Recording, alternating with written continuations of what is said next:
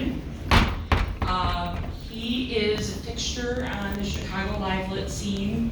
He's won, I searched how many times he won the Moth Grand Slam, and I just came to the answer that it's been a lot. He also is known as GPA, or the greatest poet alive. So we're happy he's made the trip up here. And here is James. Thanks.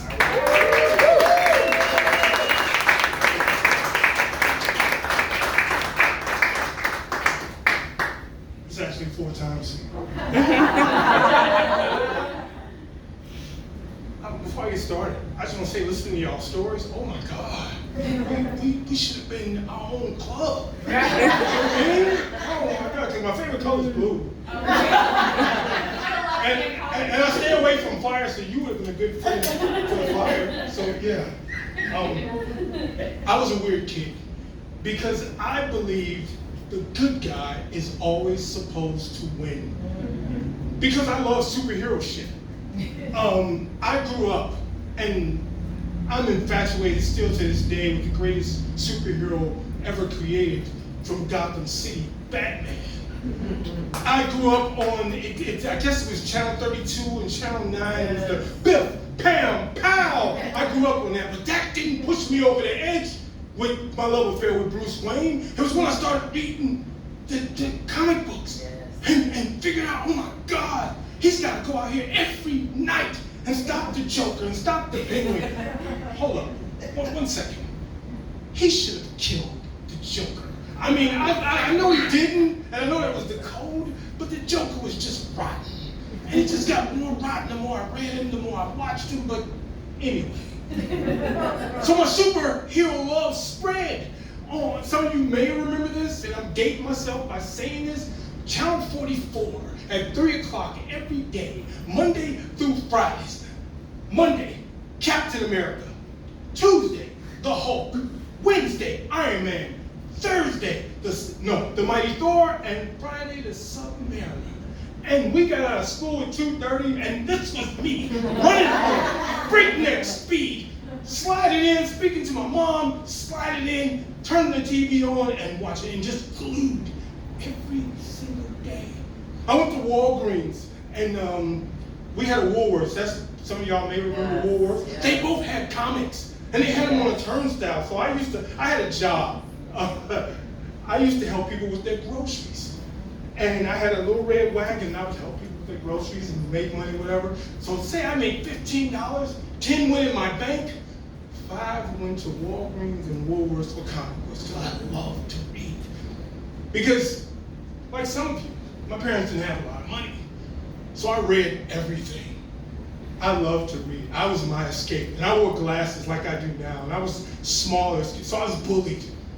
So every weekend, I could hide in my comic books, either Marvel or DC, Gotham City, Metropolis, Spidey. I could just hide until it was time to go back to it again.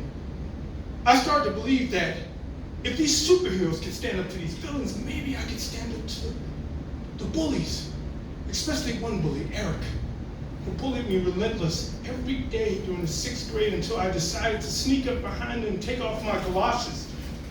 And some of you don't know this, but a galoshes was a waterproof, snowproof, extra warm boot that you could slide an entire other shoe in. You put a plastic bag over your shoe so you could slide it in. And it was heavy. My dad was in the Army, so he got it from the Army's Navy surplus store. And I took that boot off my foot, and I snuck up behind Eric, and I swung it like I was the Mighty Thor. And I just kept hitting him and hitting him and hitting him until they finally came and got me. And Eric legged it.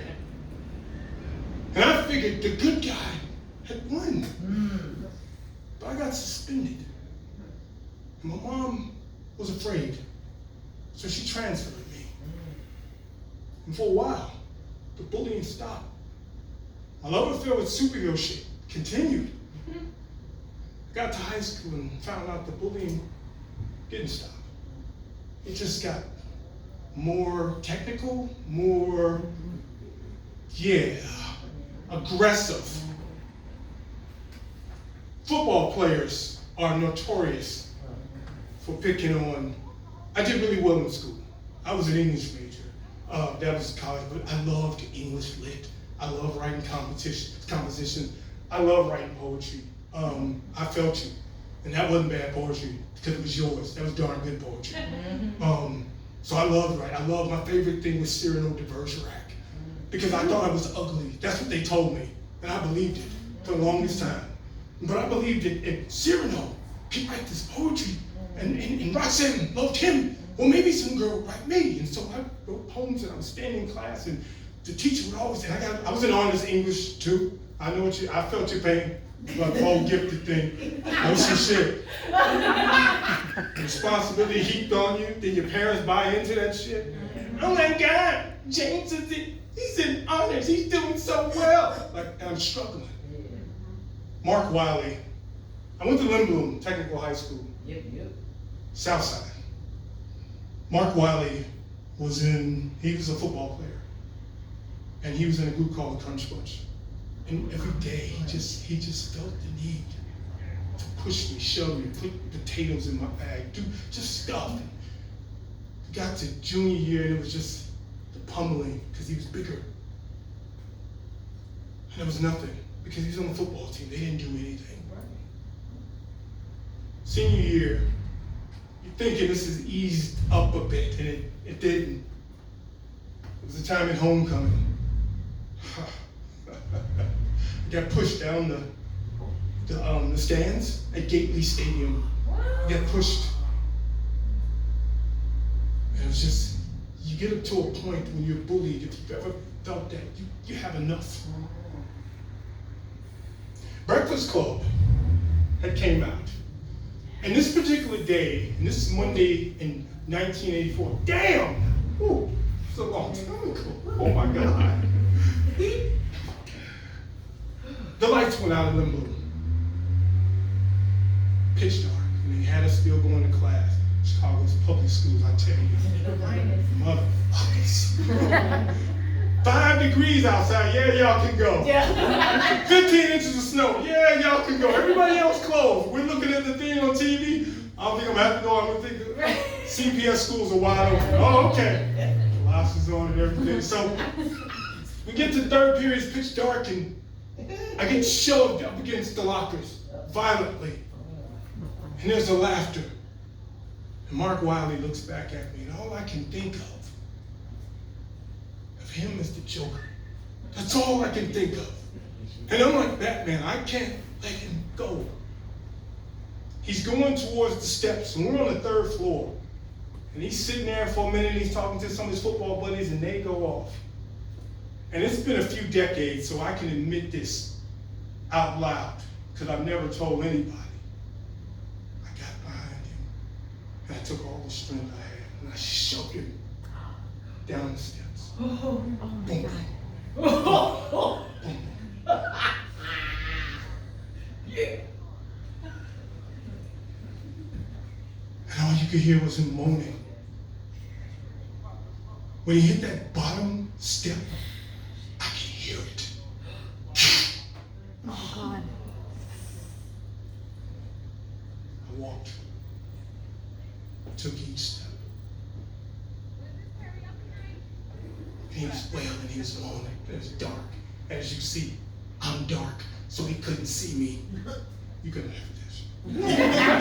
I know, hey, my white friends were sitting there like, are we supposed to be able to laugh at that? They go right ahead. I give you permission today.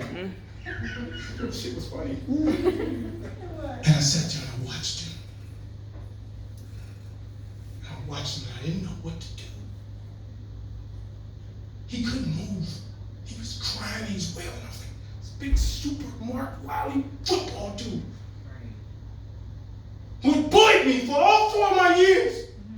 He was right there. And I said, oh my God, Bob, are you okay? He said, who's that? I said, it's me. It's James Gordon. Are you okay? Do you need some help? He said, yes. I said, okay, I'm gonna go get somebody, all right? He said, no. He said, don't leave me. I said, okay, I won't leave you. And he said, thank you. hyped him up. Put his arm around me, helped him down the next flight of stairs, helped him down the next flight of stairs, got him to the office. He said, James, man, thanks. I said, I hope you're gonna be okay. I hope you'll be able to play.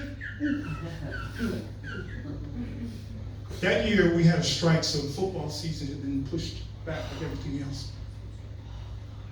He missed the rest of the football season. He had to hobble around, crutches, cane. Our team went downstate that year, but he couldn't play. I watched Batman for decades. And now that I'm more analytical, now that I'm an actor and all that, I watch and I can break down the plot and look at everything. And I always think, how did you let him get away? I know it's fiction. I know. I told you, I'm weird. But I look at, how do you let him get away? I think back to what I did to Mark Wiley. And I think, and I share with y'all, and I tell you, the good guys are supposed to win. Thank you. Yeah.